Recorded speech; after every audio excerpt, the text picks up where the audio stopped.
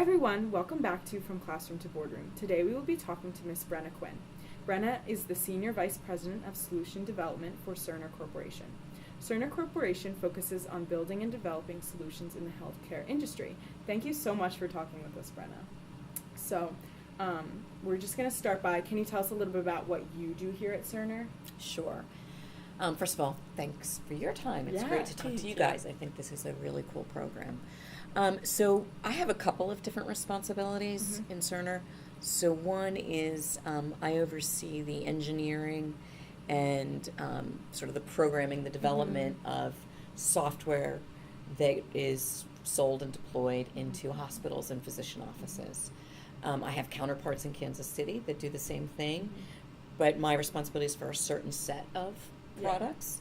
So I manage teams that are here in Malvern, in Bangalore, India, in Calcutta, India, in Romania, and in Germany, and Salt Lake City, and Kansas City, and Malvern, Pennsylvania. So I have teams of associates all over the globe. So one part of me is running that part of the business. And then I'm responsible for a team in Kansas City, which is our headquarters, that provides sort of project management and sets the standards and policies for how we develop our solutions and how we test our solutions and how we communicate those solutions to our clients. So it's a little bit of a governance role that is for the globe, all this, regardless of where the solutions are developed. And then the third aspect of my role is to be the leader of this Malvern-based campus. So this campus, we have 2,100 associates here, and we are a satellite office to Kansas City. So one of my roles is to make sure that everything that happens in Malvern gets connected to Kansas City, and that Cerner also grows our brand identity in the local community, and so that people in Chester County start to know what is Cerner, and sort of do some PR for that. So it's just a little bit of three different kind of avenues, three different hats that I wear. That's really interesting. All right, so now to talk about your high school experiences. What was your high school like? So I went to Cheltenham High School, which is in Montgomery County. At the time that I went to Cheltenham, it was a large high school. It was, I'd say demographically, fairly affluent neighborhood at the time. I would say it was fairly diverse for the time, very competitive academically. Really? So the culture was competitive. And again, a very big school. So sometimes hard to find your way. So I went to Cheltenham, but I also spent a lot of my time outside of school. My best friend went to Germantown Academy, and another good friend went to Abington. So I went to the prom at GA, and I went to all the games at GA. GA was a smaller community, so kind of my social life was at GA, and my friends at Cheltenham, and my friends at Abington. So it was kind of like a you got a lot of experiences. It was cool. I took my neighborhood friends and whatever schools they went to, infiltrated my social life. Interesting. That's cool. So then, in high school, did you have a class or a passion that you felt like you were this is what I love, or a certain course you took that was your favorite? Yeah, in high school, I loved my English classes, and I loved history. I had a wonderful history teacher who really just, you'd go into the class and he always told a story. He made history come to life. And I started his story. It made it every day. It was interesting. So I loved it. In fact, what I wanted to do at that time, I thought, I'm going to write history books for schools. Really? And make them more interesting, because the history books were they were huge, and they were a little so hard to get through. But he brought it to life. So I thought, well, why aren't the textbooks more interesting? That's what needs to be done. So for a while, I was on that path. So I loved history, English. I liked political science a lot too. And then probably my junior year, I kind of switched paths a little bit because I had a really inspirational teacher My chemistry teacher, Really? who I just loved. He was just this understated, smart, kind person who had a great sense of humor, and again, sort of made the science part fun. I didn't think of chemistry as fun, particularly as being really into English and history. I was always good at math, but I didn't. It wasn't what I wanted to do. And science, I did okay as a student, but it wasn't what I wanted to do until he kind of sparked an interest there. Wow. So That's those really cool, two different paths kind of were what I liked at the time. That's interesting how much your teachers influenced you. Yeah, I had two real standout Awesome. teachers. And the chemistry teacher, I knew that he had been a professor at Villanova, which sparked my interest in Villanova, which is where I ended up going to college. Oh, wow. So it was really through him that I even looked at Villanova. Cool. A lot of, at Cheltenham, everybody was going to, all over the place, but not Villanova. For as big of a high school it was. Yeah. I think my graduating class was, I don't know, like 1,800 or something. It was Oh really my big. gosh. That's or at really least it big. felt like that. I'd have to That's go really Google big. it. Yeah. But it was a really big school, and hardly anybody went to Villanova. That's really Funny surprising. because it's so close. Yeah. Interesting. That's cool Yeah. though. Yeah. So another question that we had was, did you feel pressured to choose a career path in high school? A little bit, yeah. I think I felt pressure to pick a college. Yeah, definitely. And a lot of picking a college was, well, what do you want to be when you grow up? Yeah. And that was such a hard question. Yeah. Because I had no idea what I wanted to be. Yeah. And that question plays out, it starts in high school. What do you want to be? Because Yeah. you got to pick your college. Yeah. And then when you're in college, they start asking, what do you want to be? And then when you're graduating college, what do you want to be? And what I've learned is, it's really hard to know the answer to that because life unfolds. And unless you pick, I want to be a doctor. Yeah. I want to be a nurse. I want to be a teacher. It's really hard to know what you want to be because so many of us don't have a picture of what those other things are. Yeah. I couldn't have ever said, I want to be a senior executive in a healthcare information technology company. Yeah. Because that's going to rock my world. I didn't even know what it was. Yeah. It unfolded for me. So those questions were always really hard because I didn't know. I knew I wanted to be happy. Yeah. I knew I wanted to work. Yeah. I knew I wanted to do something that interacted with people and that I cared about. Well, that is such a ubiquitous, broad thing. Yeah. So, yes, I felt that pressure. I think in high school I felt it more in the college selection process. Yeah. Right? Definitely. And in the end, I remember my parents said to me, and I'm one of 7 children, so I was their fifth going off to college. And I was really struggling with that. I don't know what I want. And my parents said to me, you can go to college for one of 2 reasons. One is the path of there's something very specific you want to learn. The other is the path you want to learn how to learn. That's good advice. And I really want to learn something specific tends to lead you into, I really think I want to be an architect, so I'm going to go down that path. I really want to be a doctor, so I'm going to go down the sciences track. I really want to be a broadcaster. I see myself on the news someday, so I know I'm going to go communication. Mine was, I don't know, but I know I love learning new things. Yeah. And that said, all right, I probably want to start in general liberal arts. I want a liberal arts school because I want to have openness to my field. Yeah. And so that's where I said, all right, I want to learn how to learn. Yeah. Yeah, that's a really good approach. And that's how I picked. Yeah. Not knowing what would come out of that other side, but that was what my strategy was. That's a good strategy. Yeah. I would say a lot of people probably need to hear that and know that it's okay to not know. Yeah. And the liberal arts path says I'm going to be open to trying different things. Yeah, you're exposed to a lot. Yeah, and it doesn't necessarily narrow your field. Yeah. So did you go into college undeclared, or were you like a liberal I started arts? in general liberal arts. Okay. So that was actually a degree you could Okay. get. At the time I entered college, comp sci wasn't a major. Oh. Kind kind of dating myself. Yeah. It started while I was there. Oh. So I went into general liberal arts, and I took French, and I had 10 years of French. I took, criminal justice, and Cool. so I had a minor in criminal justice, thinking like law school could be a path. Yeah. French just because I liked it. That's cool. Philosophy is a prerequisite to a lot of comp sci Yeah. stuff. Definitely. And comp sci was starting. So Villanova didn't have a major in it, they had a minor in it. And then at the time I graduated, I had enough, you could get enough credits that it was a major, and they gave you a certificate for it. Gotcha.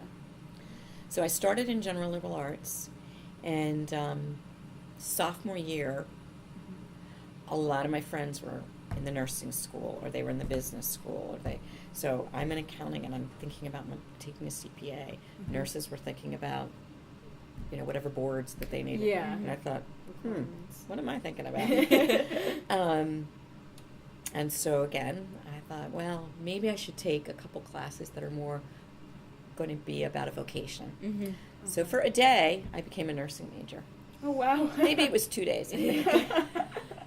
That's And then I funny. realized, actually, no, I don't really want to do that. Why did I do that? So quickly went back to the registrar's office and said, no, not Oh my nursing. gosh, that's so funny. And again, I went to my source, which was my mother. And my mother was a pioneer in healthcare IT. Oh, She wow. actually worked for Grace Hopper, who is considered the founding woman in healthcare IT. She was an admiral in the Navy. Wow. And my mother worked on the first early computers. She worked on the formula for the H-bomb and the testing of that. So she was, pretty oriented towards computer science. So she was like, just try it. Yeah. Just try it. Yeah.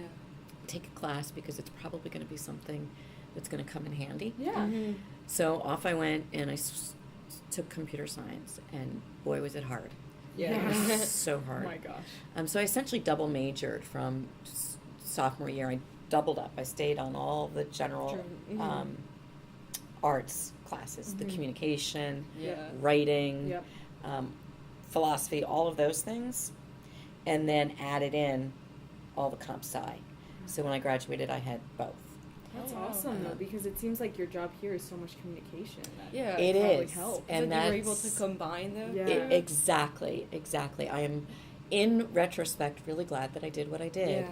for me, Yeah. because what I like is I love working with people, Yeah. and I love working with clients. I love working with employees.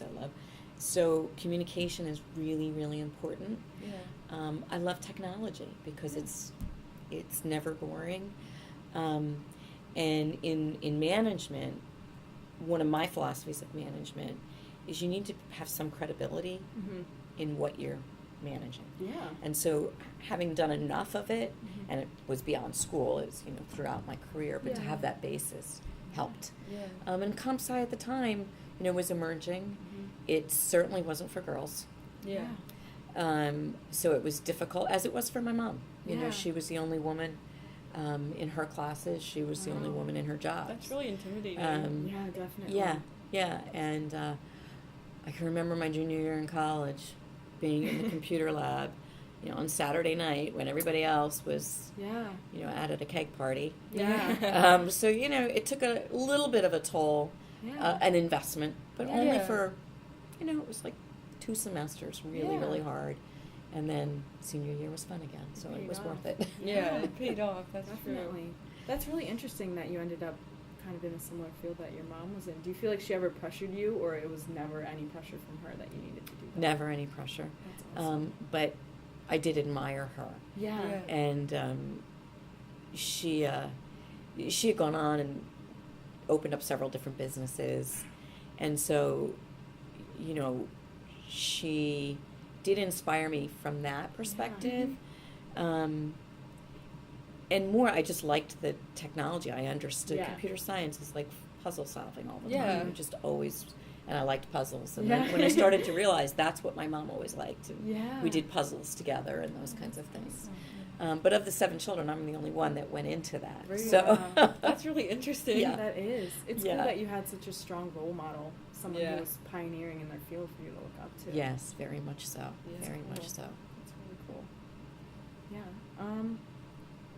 So after college, you entered the workforce, and that's when you started at this campus? Yes, I did. It was my first job out of college. Wow. I interviewed here. Well, it's a whole nother podcast on how I ended up interviewing here, so we'll save that one. But let's just start with when I got here. So the job was, there was 2 jobs that I interviewed for. One was to be a programmer in the development organization, working, regular 8:30 to 5. Mm-hmm. But you'd be coding, Yeah. kind of, which is kind of a solitary function. And then they had another job that was something that was new, and they wanted, during the day shifts, we're in healthcare, so it's hospital, so we're open 24/7. Yeah. Right? Oh, So yeah. when Wow. computer system goes down in a hospital, Yeah. it's a crisis. Yeah. Nurses need to be able to look at what your medication Yeah. is. So we are 24/7.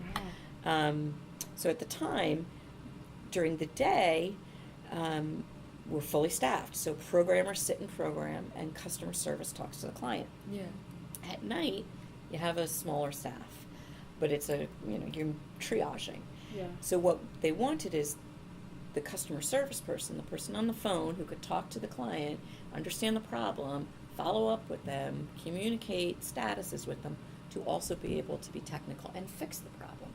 You needed to be both. So I had a choice. I could take the day job, that I'd be a programmer, or I could take the night shift, Wow. 9 p.m. to 9 a.m., Wow. Oh, wow. 3 days on, 3 days off, and do both. Well, because I didn't really know if I really wanted to be a programmer, remember when I made that decision in college, I made it because, I probably need something that's going to help me get a job. Yeah. But what I loved was the communication stuff. Yeah. So I was like, ugh, do I really want to be a programmer? Yeah. Yeah. I'm not sure. Yeah. This night thing, I get to talk to clients. I'm going to get to learn a little bit about myself Mhm. and what I like. Yeah. So I took the night shift. Wow. And also at the time I thought, I'm just figuring out what I'm going to do. Yeah. I'm just going to You didn't- stop by this place. you didn't I'm think going it to spend was- like a yeah. year here. Yeah. And then I'll be, I'll have figured it all out. And I'll be on to great things. Yeah. And I thought, I can do the night shift. I'm right out of college. My roommate's a bartender. We've got flexible Yeah. schedules. Sure. And it was great fun, and I loved it. That's awesome. I made a commitment. The job required a 2-year commitment that you Mhm. would do. You'd stay on the night shift for 2 years. Yeah. I did it 2 years to the day because at the end of 2 years, I was ready Yeah. to have a normal schedule. Yeah, that's tough. But I learned a lot, and it was great. So I'm glad that I made that Mm-hmm. that path. And again, I'm still figuring out who do I want to be when I grow up. And side note, I can remember when you're a new employee in a company, you go through a lot of training, and part of training is they usually bring in a manager who's been with the company for a while, and Yeah. they'll tell you great stories and Mhm. what their careers, Yeah. what your career potential can be. Yeah. And I can remember sitting in one of those sessions, and somebody came in and they were a manager, and they'd been with the company for 10 years. And I thought to myself, oh boy, no way. Now I am that person. Oh my gosh. Except I do it to thousands of people on global stages. Yeah. So funny. So you never know. Yeah. That's a good That point. the first job can unfold and unfold. Yeah. And as I think I told you when I started, so I did that for 2 years. Mm-hmm. And now it's 30 years later, and I'm on my 29th boss. Wow. I have done, I don't know how many different jobs. I went from that to training clients how to use our systems, Yeah. to then managing the training department, to then going into marketing, and then global marketing, and it just kind of, and a lot of it was just about being open to trying new things. Yeah. And when That's cool. an opportunity presented itself, a boss would always say, Brenna, would you be interested in, sure, I'll try it. I don't know if I'll be good at it, but I'll try it. And I always was blessed with people who were willing to take a chance on me. Yeah. And just kind of being open to trying new things. That's awesome. That's So awesome mindset. 30 years later, I've never been bored a day here. That's awesome. That's so amazing, though. Yeah. That's what you want. Yeah, Good yeah, job. yeah. So it's been great, and I've met wonderful people. That's and amazing. both clients and great friends Mm-hmm. who some I still work with, some are in all different Yeah. companies all Yeah. over the world because they've moved on, done different Mhm. things. Yeah. So That's really cool. yeah, it's been great. Awesome. Yeah, so that leads us to our next question, which was there a specific moment when you just realized that you were doing what you loved? Career-wise, when I figured out that I really loved, yeah, I think probably about 3 years into my career, Mm-hmm. I was a manager, and I had a small team, and I was working in client education, so I was dealing with clients. Yeah. And I was working with my team and building a team, and we were Mhm. doing new stuff. And I realized I loved leading teams. Yeah. And I loved building teams. And I've been in management ever since. That's cool. And what I loved was I loved the small team. Mm-hmm. And it's funny, as your career grows up, and you talk about go to the boardroom. Yeah. When you get to the boardroom, you're leading people, but it's a very different kind of leading people. Yeah. Because you've got thousands of people, and they know you, but you don't know them. Mm-hmm. Yeah. Like, I'll be at the airport, and people come up to me, Brenna, hi. I'm here. So tell me what you're here for. Yeah. I don't know everybody. Yeah.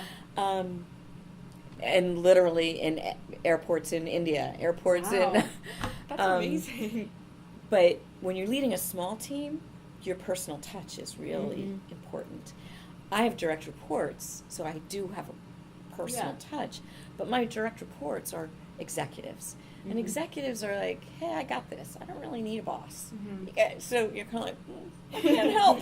And when I love to get involved. Yeah. So it's a whole different kind of feel. Mhm. Yeah. So the higher up you go in your career, Mhm. it's more about how do you remove the obstacles for everybody else. Okay. You know, you're less direct coaching Yeah. somebody. Mhm.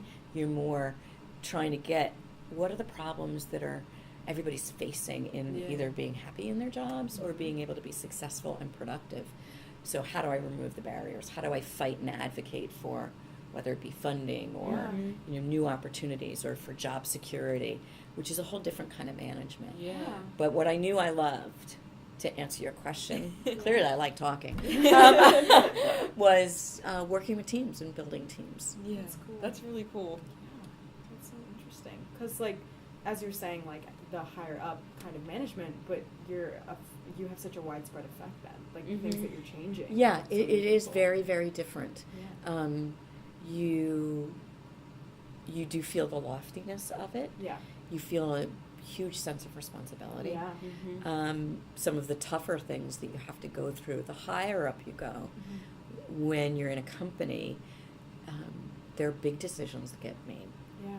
Going through an acquisition, Yeah. people lose their jobs. Yeah, that's tough. You're part of the senior executive team that's made that decision. Mhm. It's a very hard thing to do. Yeah. Because at the end of the day, it's people. Yeah. And I care deeply about the people. But on the other hand, I have a responsibility to make the right business decisions. Yeah. And so it's very hard to learn how to reconcile doing both. Mm-hmm. And one thing I have learned over time is I have seen people go through difficult times in their career, and they get personally hurt that the company did something to them. Yeah. And it occurred to me once that people that we tend to, we live our lives in a very personal way, Mhm. and we invest in our jobs, and our job is personal, and it should be. Yeah. And we can love our job, but a company cannot love you. Yeah. It's an But inanimate that's object. true. Yeah. But sometimes we look to that inanimate object to give us love and feeding. Yeah. It doesn't. The people within it do. Yeah. Yeah. And so we sometimes can get disappointed by a company, and you always have to remember it's not the company. The company had to do things. Yeah. That's part of life. But did the people within that company treat me fairly as they did? Yeah. Was I treated with integrity and respect? Yeah. Because some of those decisions that happen as a result of the inanimate object, I can accept better when I realize it wasn't done to me. Yeah. I happen to be in the path of it. But if I'm treated with respect through that process, unfortunately people sometimes would delay people off. Yeah. It's the worst thing to do. Mm-hmm. If you never take into account that that's a human being who has given it their best, and treat them with respect and do everything you can, help them find their next job, make them feel secure. You don't just, it's not a layoff. Yeah. It gets very sanitized. Mm-hmm. So that's part of executive leadership, is always keeping people in mind while remembering you're making decisions for a corporation, but you're representing people. And so your success is based on how you execute the in-between. How do you translate what it means to people versus what the company is? And that's where communication comes in. Yeah. Care and communication, and listening. Yeah. All comes into play. People skills, definitely. It's really interesting. Yeah, so your earlier experiences probably helped you with making those decisions now, right? Making those connections back then. Yeah. I think just as soon as you start building a team, you build connections. Exactly. And people talk about a network. A network is just staying in touch with people, just like you stay in touch with your best friends from high school. They become really important. In fact, ironically, a little high school side note. So my best friend from high school, we've been best friends since 4th grade. Wow. And she's an artist and has done all these cool things and lived in Europe and Manhattan and a dancer, and I'm like the corporate geek, right? And when we get together, we just our lives are wonderful, and we talk about work a little bit, but really we're just being us. And she got married a few years ago, and I knew her husband was this big Wall Street finance guy. I don't know. I just know she's got a really nice house. And we don't really talk about work. Yeah.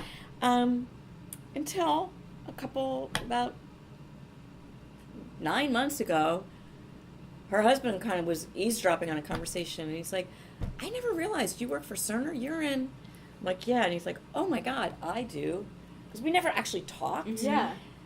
Well, now I'm on the board of his company. Oh, wow. He's in Nashville, and they're in healthcare IT. Wow. And I'm like, sure, I'll be on your board because I come to Nashville to stay at your house once a quarter. So, your network will surprise you. You never know where it's going to lead. And the connections in life just always stay. Yeah. So keeping your friendships alive is worth the investment, is really worth the investment. It's so cool. Yeah, that's really funny how Interesting that all story, played out. yeah. You just never know. Yeah. You never know. And what happens is you have your high school friends, and then you have your college friends, and then you have your work friends. And your life can get really full, but it can be really blessed if you keep your network and your connections up. And the network is really important in growing your career, especially for women. True. Yeah. That's true. And it's important for men too. Yeah. Very important for men. In my experience, in business, it happens more naturally for men. Really? So they don't have to work as hard in building a network. So you feel like as you moved up into higher leadership positions here, do you feel like it was harder because you were a woman? Or you had to put more work into it because of that? As a woman, I was certainly a minority. Yeah. I was the only woman, especially in Siemens. I was often the only woman and the only American in some global meetings. Wow. And it was challenging, and it can be lonely because you're kind of on your own. Yeah. But I don't know that I had to work harder. Yeah. That would be hard to answer. Yeah. Because I think all the men worked equally hard. Definitely. I think that I just never saw being a woman as a disadvantage. Yeah. I didn't think about it. I don't know if you've noticed, but I'm not very tall. But I don't think about it. Yeah. When I look at somebody, I don't think, wow, you're so tall. Yeah. I think I'm looking you in the eye, because I don't feel it. So I didn't feel like being a woman made me different. That's good. And so I didn't bring that to the table. Yes. On the other hand, as I've grown my career, I have realized that women need sponsors and advocates, and in executive forums, there needs to be more women voices, because the woman's journey is different. Particularly, many women are going to have children during their professional career, and even men are going to have, fathers can be very dedicated fathers, but it is more typical that the work of the family falls more towards the woman. Not always, but it's more typical. Yeah. And working women, it is very challenging. I have so much respect for working women. Yeah. They are the most efficient people in the world. Yeah. Because they got to get it done. Yeah. And they do. So, anyway, I think I've wandered all over the map. I'm not sure that I've answered your questions. No, you did. We just wanted to talk. Yeah. So it was very, it's awesome. So, all right, so our last question, this is the one that we're always excited about. So, if you could give one piece of advice to high school girls today, what would it be?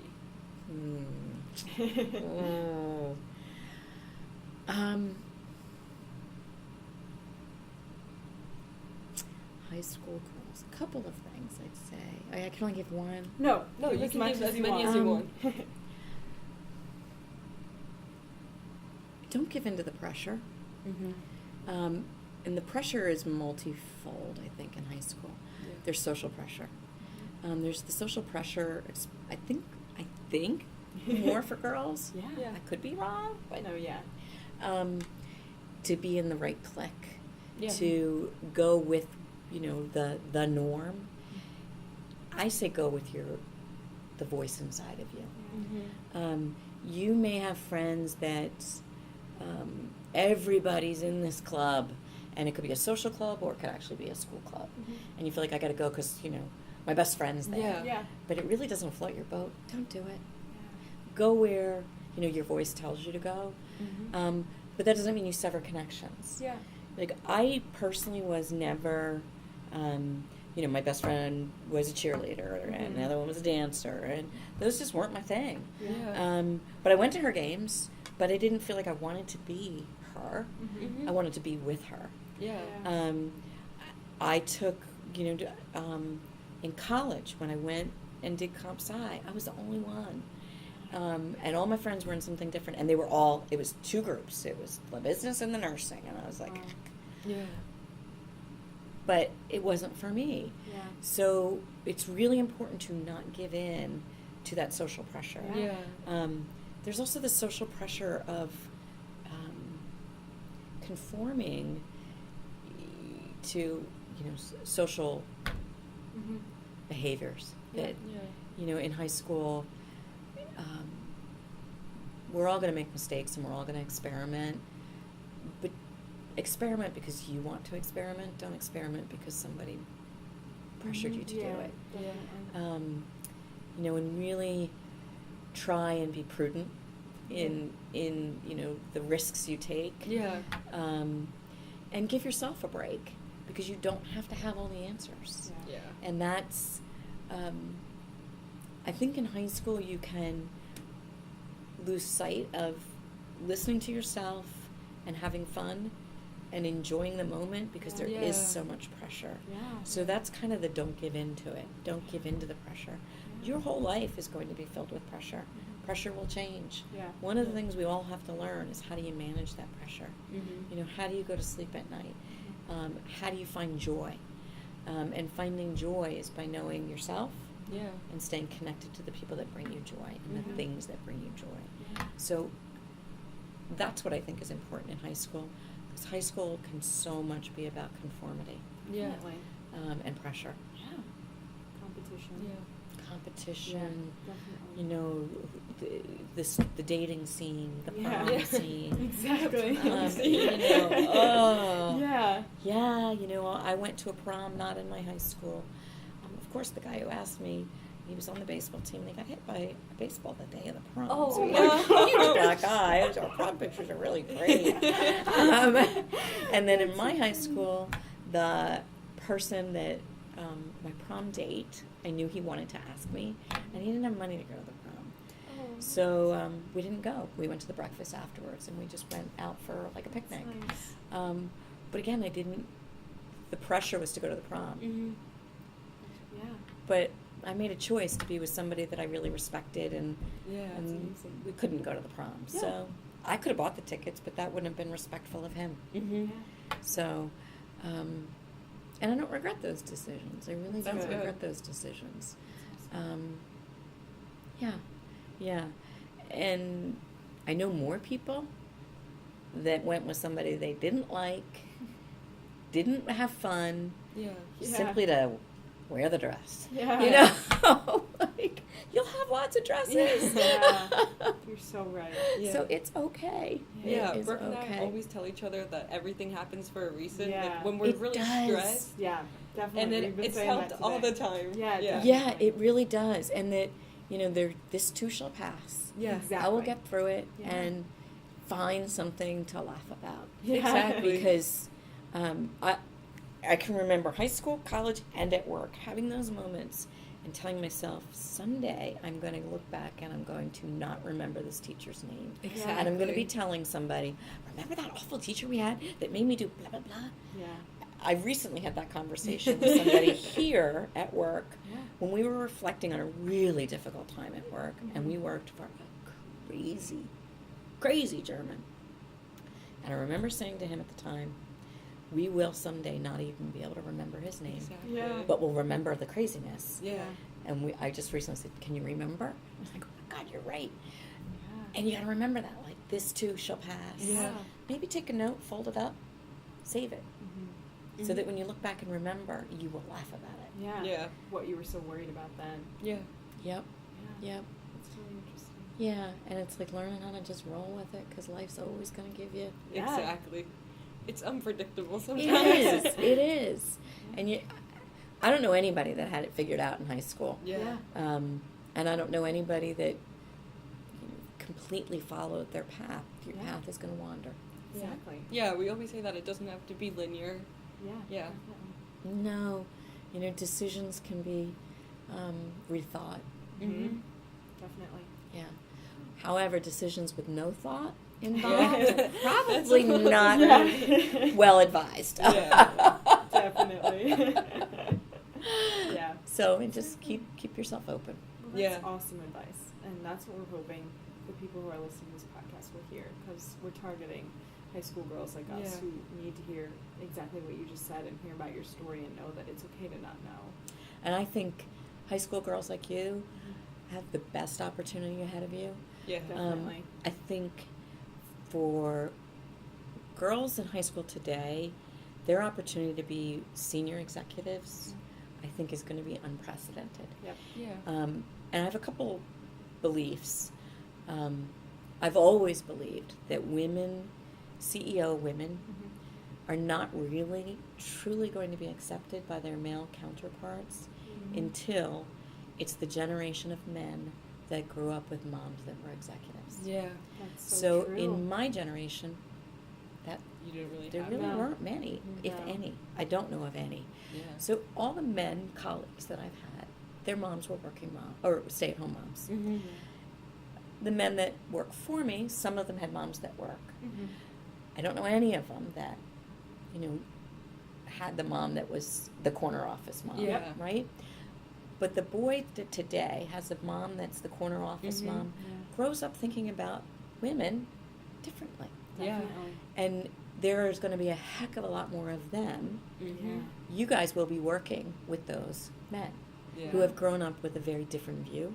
Yeah. And that is going to create a very different environment for you guys to seize. Mm-hmm. And I hope you do seize it, Definitely. because I think the power that you guys have Yeah. is amazing. And I will say, men have told me, they might not say it publicly or on the podcast, that women leaders are highly effective leaders. And sometimes it's because we by nature can be more nurturing Yeah. and can be, our competitive edge is slightly different. Yeah, definitely. And being a leader is about making other people succeed. It's That's not so about true. you succeeding. Yeah. So true. It's often putting the other person first. Yeah. When you're a leader, when I hire people, I always think about, would I work for you? Because I never know what's going to change. I might work for you someday. Yeah. Yeah. So That's are really you interesting. who Yeah. I want to work for? And how do I make you my future boss? Yeah. How do I make you so successful? Like, That's people awesome. leave and they take new jobs, Mhm. and it hurts because I'm like, oh, how am I going to fill that? But to Yeah. see them go on and be unbelievably successful, Yeah. then I was successful. Yeah. And so that's what leadership is. And I think that women can be more inclined to see that path Yeah. more naturally. You know, Yeah. I'm not saying that men can't. Yeah. Yeah. I'm just saying it tends to be more natural. Yeah. That we support each other. So I hope that the women who are in high school today aren't putting pressures on themselves to be Yeah. like a man. Yeah. Because I think you're going to be leaders in your own right. Yeah. And you're going to change, what leadership looks like. That's awesome. Yeah. That's such a good philosophy. Yeah. Yeah, it's going to be a great world. Yeah, that's definitely. true. Hopefully you can change a few other things. Yeah. That's another podcast, too. Definitely. Exactly. Definitely. Well, thank you so much for talking. It with was us. my pleasure. Yeah, we loved hearing about your story and your experiences. Like, it was amazing. So Well, I thank really you. applaud you guys for doing this. I Thank think, you. as I said, I think STEM Academy is an amazing place. Yeah. And I Love think it. the fact that you guys are so proactive, your email to me was so professional right from the Thank beginning. you. I was like, wow, who are these girls? Thank you. Thank you. And flexible and all the right things. And I think your approach to this is awesome. So you. it's I hope you get an A. And use this in your college admissions. Yeah, definitely. Well, thank you. Yeah, I That's think awesome. we felt that pressure, so we want other Yeah. girls to know that it's okay not to know, and that Yeah. it's okay to Exactly. feel that pressure, but not to give into it. Like you Yeah. said, I have a lot of nieces and nephews, and last night I had dinner with my nephew who's just finished his freshman year at Tufts, and his sister is finishing her junior year at F&M, Franklin and Marshall. Mhm. Wow. And his sister is of that path of she's dead set. She wants to be a doctor. Yeah. She knows, Yep. and she's maniacal about everything she's doing. Mm-hmm. And he's of the path of, I don't know what I want to be. Mhm. And I'm feeling stressed because she knows exactly what she wants to do. Yeah. And what am I going to do next year? What's my internship going to be? Yeah. I've got to know my internship, because if I don't have my internship, then I'm not going to have a career. Yeah. Yeah. Like, honey, no. First of all, you've got a summer job and you're learning in your summer job. Okay. Next year, see what the internships. Mhm. But again, the internship is not going to define you. Yeah. Like, and you don't have to know. I mean, it's good to get out there and do the Yeah. internships and get the jobs and meet people. Experience.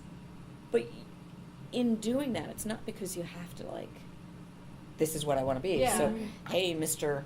Executive, can I Yeah. meet with you so you Yeah. can help me be X, Yeah. Y, and Z? No. Hey, can I meet with you because here's the attributes and the strengths I have. Mhm. Because what's really important is to know your skills and be able to describe Yeah. your skills. Yeah. I am very good at solving problems, and let me give you an example of Mhm. why. I am really good at communicating. I am really good at collaborating. Mhm. I am really good at research. I am really good at. Yeah. Let them figure out how you can apply that. Yeah. That's such good advice. So think about what you're good at Mhm. and hold on to it.